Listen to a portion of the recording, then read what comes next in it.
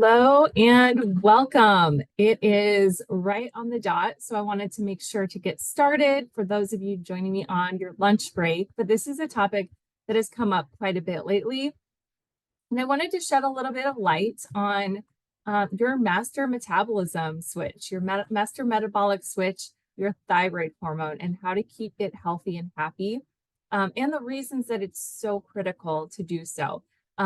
In my practice, I work with a lot of women coming to me with digestive issues, hormone imbalances, low energy, stubborn weight gain. And one factor that I commonly see, one of many factors, is thyroid health. And it's something that we commonly kind of stumble upon in terms of diagnosing it. And it's something that either it's been low grade or subclinical, but it's certainly a factor. So hoping that you guys get a little bit of information about a couple of things that you can do to support your thyroid health, or maybe a couple of pieces that are missing from what you're already doing. So let's get started.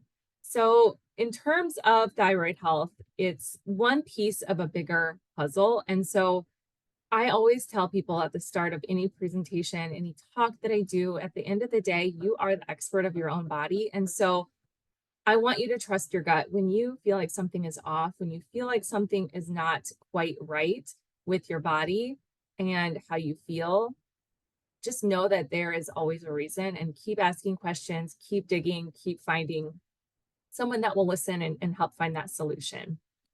So that's my underarching theme.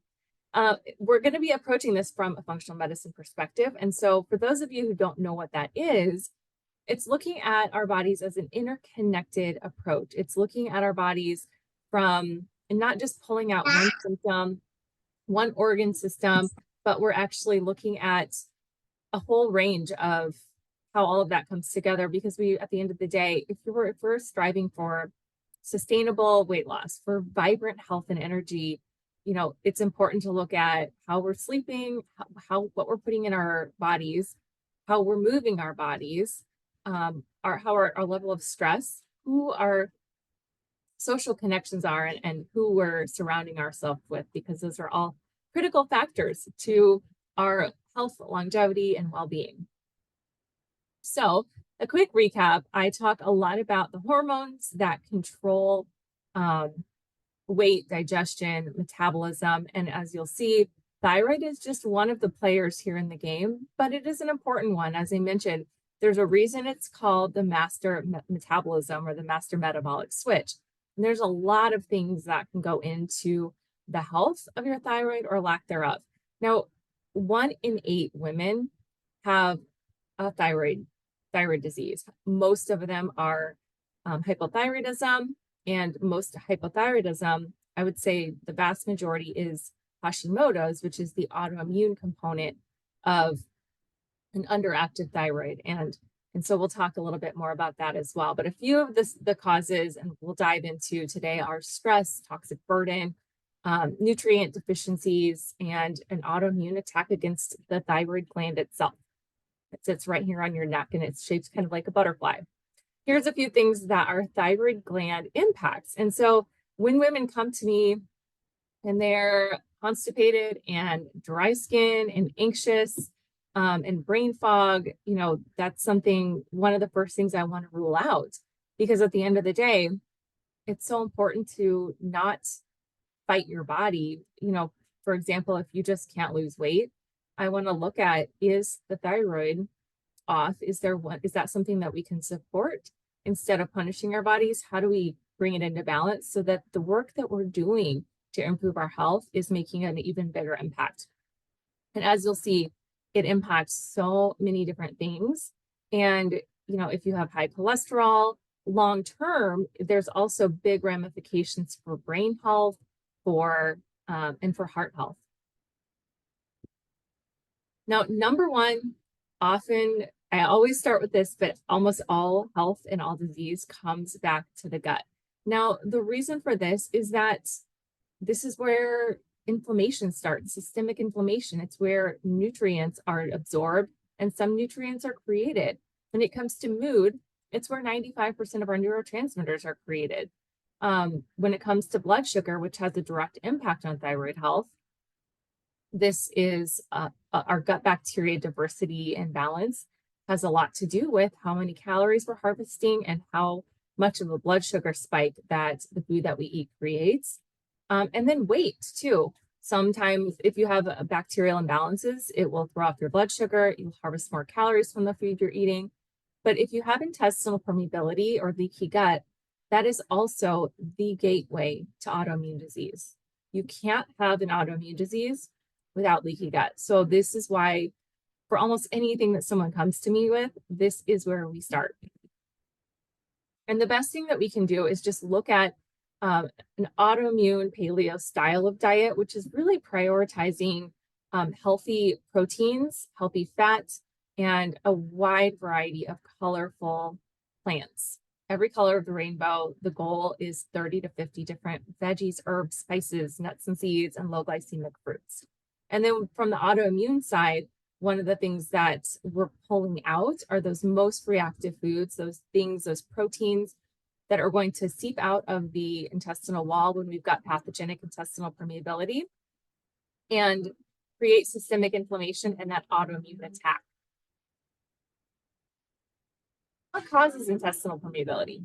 So Dr. Alessio Pisano out of Harvard is one of the leading researchers in this area, and he says that gluten and LPS cause intestinal permeability in every human. But in functional medicine, we know that there are a lot of other causes of pathogenic intestinal permeability or leaky gut, things that we need to take into consideration. So the second one that I see frequently is not being strictly gluten-free. Now, we talked about how intestinal permeability is the gateway to autoimmunity, and gluten is uniquely inflammatory. We also know that it causes intestinal permeability in every human every time they eat it. So if you're already having some sort of autoimmune attack, some sort of inflammatory cascade going on in your body, it's doing you no favors to keep opening and closing those tight junctions and letting in these inflammatory compounds that your immune system is then going to mark as an enemy and go after with vigor. And that is going to cause a lot of inflammation throughout the whole body. The reason a lot of people come to me and are like, I tried gluten-free and it just didn't work for me, I didn't see any difference. For the vast majority of people, it's because they were gluten-free, but except for a bite of cake on their birthday, except for that sip of beer or that soy sauce with their sushi. It's sort of like a little bit here and there. It takes about 3 to 4 months to calm down that inflammatory cascade, that immune overreaction. And so every exposure you're getting, and it is sneaky, it's hidden in everything. It's a thickener. It's a coating. I've been glutened from different nuts and things like that. And so it's something that you have to pay close attention to. But the reason that they don't experience that is because they've kind of snuck it in along the way, and they've never really experienced that true lowering of inflammation. Now, here's a few kind of a snippet of different cross-reactive foods. So it's not only avoiding gluten, but it's sometimes our bodies see this amino acid sequence and it confuses it for getting glutened, basically. So these are some of the top offenders, and the reason that an autoimmune paleo style approach is the best is that dairy is a huge offender, corn is a big offender, occasionally rice and potato and soy, those are common. If you are pulling out gluten and just not getting results, you can really speed the healing process by either doing food sensitivity testing or pulling out these most common cross-reactive foods. Occasionally, people have to go completely grain-free for a time to get that healing. But that was and I've also been gotten sick from instant coffee. There's always surprising things. Almost all instant coffee is just in a smoothie. I found it is contaminated. So you do have to kind of be a detective and pay really close attention. Now, number 3 is stress. So emotional stress, it starts in our brain, and it can be it can be something big or it can be something small. That stress response that releases cortisol and stress hormones and adrenaline throughout our body, it starts with the signal in our brain. And so that could be anything from our cell phone buzzing and going off to a near miss on the highway to a fight with a loved one to a nasty email at work. And so all of these things throughout the day really add up and create this inflammatory environment that can cause an autoimmune flare. And obviously, it's not possible to completely eliminate stress, but we really need to be mindful about weaving it into our day. I mean, for me personally, when I was first diagnosed with Hashimoto's, it was during a time of significant stress in my corporate job. It was during a time when I was living somewhere with potential mold exposure. It was during a time where I was pushing my body physically, and I was vegetarian at the time. And I think just all these things, and drinking tap water, and we'll get into why all of those things come together. But stress was really the trigger that kind of pushed it over the edge. And so it's something that we have to be really mindful of, is building our resilience and protecting protecting a stress management practice, because it directly influences autoimmune flare-ups and an inflammatory environment. The next one is chemicals and toxins. Now, the reason this is so important is that chemicals and toxins go through the same pathways as our thyroid hormones. So if we have a heavy toxic burden, that's going to burden the liver, and it's less able to convert T4 to T3. Now, a quick rundown of how this works is, and the reason I want to see all of your markers and not just what a lot of doctors just run TSH or T4 or T3. But TSH, thyroid stimulating hormone, starts in the brain, and then it goes on to make T4, which is the storage hormone, the storage form of thyroid hormone, which then goes on to make T3. And that is the active form of thyroid hormone that is used by every cell, organ, and tissue in the body. If it's a heavy toxic burden or high stress, I also like to see reverse T3, because that's like the stress steal. That's the junk T3 that your body can't use anyway. It's kind of like it slips out the back door. And so when we're looking at this, the other factor is if you're drinking tap water, as I mentioned, for me, I found that I had high arsenic, but also there's components in tap water, especially like chlorine, bromide, fluorine, that can park on your thyroid receptor and actually block it from getting a lot of those essential nutrients that your thyroid needs in order to convert into that active T3 hormone. And that's what's going to make you feel good, have a good mood, have healthy digestion, your skin will be more supple, like all of the things that we're talking about that we're aiming for. That's what's going to keep that from improving. So looking for ways to lower toxic burden in all of these areas. These are probably the top areas. Phthalates, anything scented, it's going to be really important to, candles, laundry detergents, anything, perfumes, any fake scents, just switching over to unscented or essential oils. And then pesticides, looking for the more organic you can eat, and the lower it's sprayed with pesticides and herbicides, the more that will help. That also causes leaky gut or intestinal permeability, plastics and BPAs, anything that if you can switch over to from plastic, switch away from, don't touch receipt paper, switch from farm salmon to wild salmon. Those are all high sources of BPA that can mess with our hormone levels, confuses our body. They're called xenoestrogens or fake estrogens. And so anything with plastics or BPAs is something to reduce and eliminate. And then PFOAs, forever chemicals, things like nonstick Teflon pans. It's really high in grain-fed meats and things like that.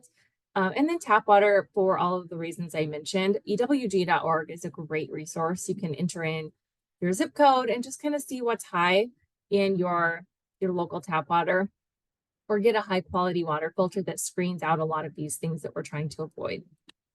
In terms of number 5 is insulin and blood sugar spikes. And so one of the reason that it's important to monitor blood sugar, to know your blood sugar, and to keep it stable throughout the day is because when we eat a high carbohydrate meal, or when we are insulin resistant and have a blood sugar spike after a meal, both of these trigger an inflammatory activity that pushes us towards autoimmunity called the Th17 inflammation pathway. And so this promotes autoimmunity, inflammation, and not only Hashimoto's hypothyroidism, but any type of autoimmunity is going, and there's over 100 autoimmune diseases.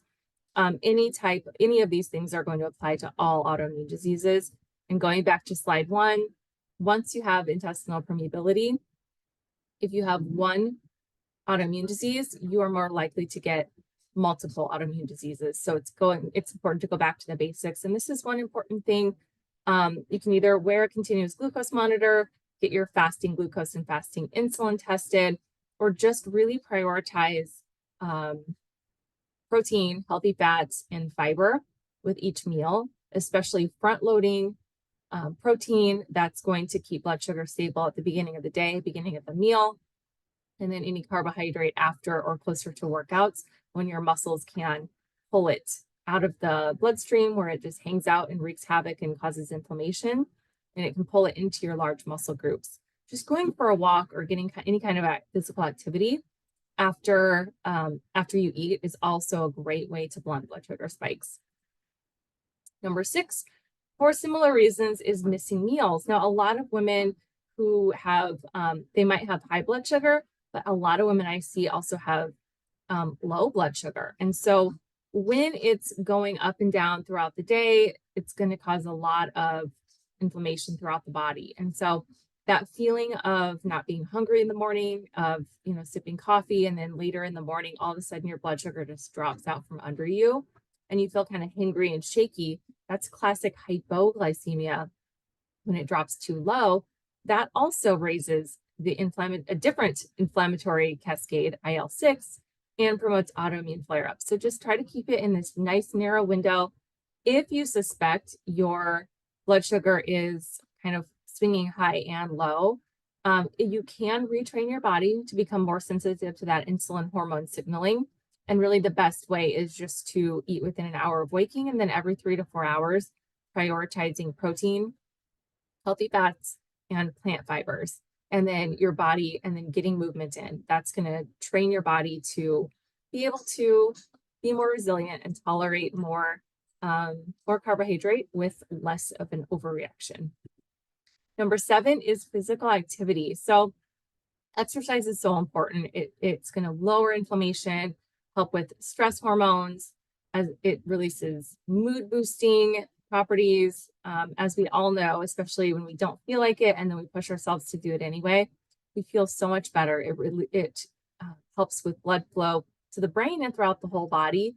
The thing about autoimmunity, though, is we have to find that sweet spot of exercise.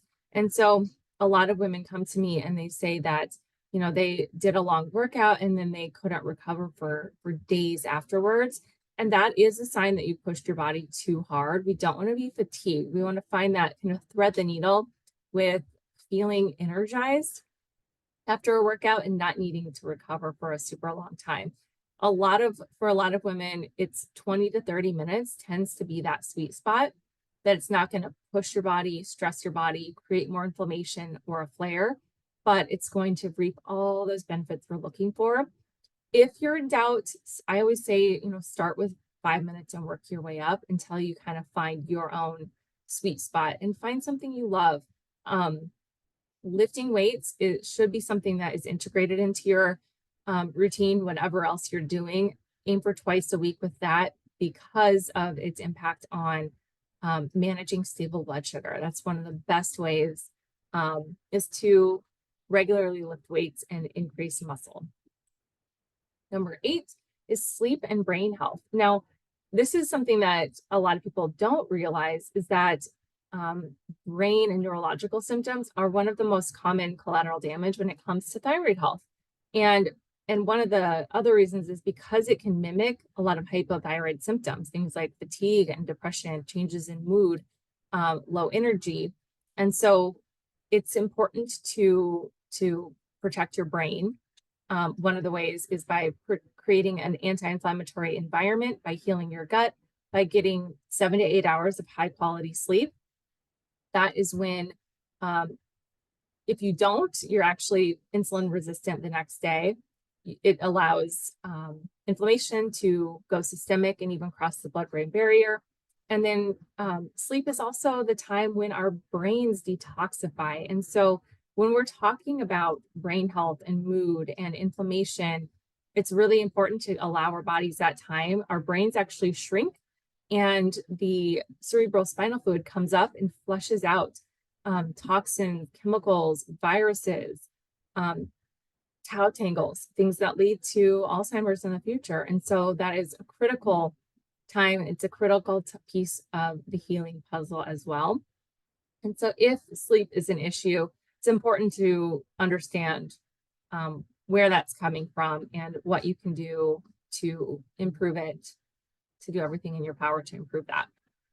Now, number 9 is treating numbers and not symptoms. And this is something that I see commonly when women come to me, especially if they're already on thyroid medication, is that we want to see, these are all the numbers that are important to know and to run. For the reason that I told you, is it starts with TSH, which then goes to T4, to in either T3 or reverse T3. And then we also want to know if you have antibodies. So thyroid peroxidase or TPO, thyroglobulin, those are indicators that your hypothyroidism or overactive thyroid is Graves. Sometimes it swings back and forth, but it's usually due to autoimmunity. And if there's an autoimmune attack, and if that is the underlying cause or the root cause of your thyroid symptoms, we need to address the autoimmunity, support your immune system, and heal intestinal permeability, and do all of the things that we talked about in the previous 8 slides in order to tell your immune system to stand down and reduce inflammation. And really, the other thing that I see too is that once people get their numbers perfect with medication, they still don't feel well. And at the end of the day, we're treating the person, not the symptom, not the number, or we're the person and the symptom, not the number. And so that is the most important thing, is that you get symptom relief. And so it's really a trial and error with which thyroid medication. And also going back to the gluten slide, you need to ask and make sure that your thyroid medication is gluten-free, because a lot of them do contain gluten, or fillers and starches that contain gluten or cross-reactive ingredients that can continue to release proteins that trigger your immune system. But there's natural, there's bioidentical, there's T4 only, and there's T3. And so the reason that we also want to know all these numbers is we want to know, if you're only on T4, is your body naturally able to convert it to T3, or do we need that support as well? And what else can we do with nutrition and lifestyle to help with that conversion? So these are the things that, all the numbers that you need to know, that you should ask for, and also to make sure, even if our numbers are in range and the autoimmune process is still at play, that tissue destruction of your thyroid gland will continue until we address and rebalance what's causing it, the underlying cause. So that's important to remember. And then finally, when people come in with a passive attitude and just expect a doctor or practitioner to fix them, and don't really take the time to understand their own bodies, to know what their numbers are, to educate themselves, to come in with questions, and to be their own advocate. And that is something that I am so proud of. Most of the clients I work with, they are their own advocate. And that is what it takes in order to get the labs you need, in order to get the answers you need, in order to make sure that you're getting the medical care that you need in order to feel your very best, not only to look and feel your best today, but for a healthy and future full of longevity.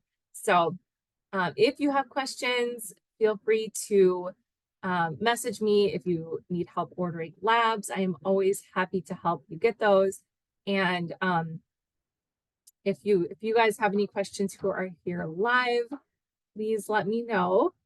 Hopefully you took a few things away in terms of 1 or 2 key things that you can do. It's always important just to get back to basics. But thank you for attending and for taking your break today to spend time with me.